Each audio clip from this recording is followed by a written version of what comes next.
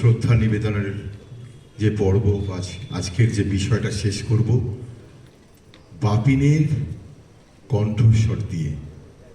যারা আমরা এতদিন বাপিনকে সামনে থেকে শুনেছি, বাপিনের কণ্ঠস্বরের সাথে আমরা আত্মিক যোগাযোগে আবদ্ধ হয়ে রয়েছি, সেই কণ্ঠস্বরটি আমাদের কাছে ধরা আছে।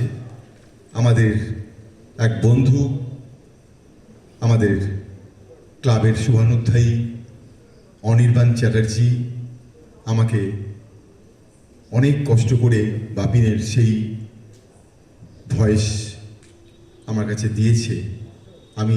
আমরা শুনে এটা শুনতে শুনতে আমাদের আজকের শ্রদ্ধা জ্ঞাপন অনুষ্ঠান আমরা সমাপ্তি ঘোষণা করব।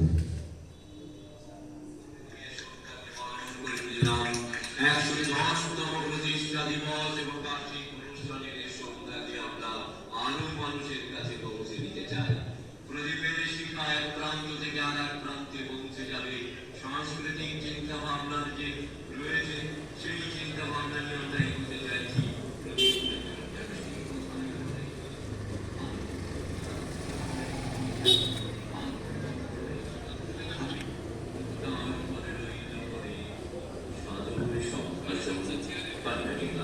প্রদীপ প্রজ্বলনের মধ্যে দিয়ে সন্ধ্যাকে পালন করে দিলাম 110তম প্রতিষ্ঠা দিবস এবং বার্ষিক অনুষ্ঠানের এই সন্ধ্যাকে আমরা মানুষের কাছে পৌঁছে দিতে চাই।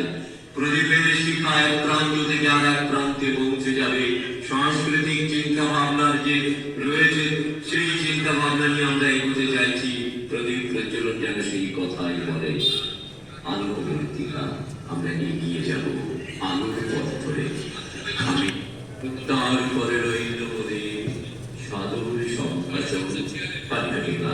প্রদীপ প্রজ্বলনের মধ্যে দিয়ে সন্ধ্যাকে পালন করে দিলাম 110তম প্রতিষ্ঠা দিবস এবং বার্ষিক অনুষ্ঠানের এই সন্ধ্যাকে আমরা মানুষের কাছে পৌঁছে দিতে চাই। প্রদীপের শিখা এক প্রান্ত থেকে আর এক প্রান্তে পৌঁছে যাবে। সাংস্কৃতিক চিন্তা ভাবনার যে রয়েছে সেই চিন্তা ভাবনা নিয়ে আমরা এগোতে চাইছি। প্রদীপ প্রজ্বলন যেন সেই কথাই বলে, আলোর মূর্তিকা আমরা এগিয়ে যাব আলোর পথ ধরে। আমি তার পরে রইল প্রদীপ সাধুর সম্ভাষণ পান্ডাটিকা। প্রদীপ প্রজ্বলনের মধ্যে দিয়ে সন্ধ্যাকে পালন করে দিলাম 110তম প্রতিষ্ঠা দিবস এবং বার্ষিক অনুষ্ঠানের এই সন্ধ্যাকে আমরা মানুষের কাছে পৌঁছে দিতে চাই। প্রদীপের শিখা এক প্রান্ত থেকে আর এক প্রান্তে পৌঁছে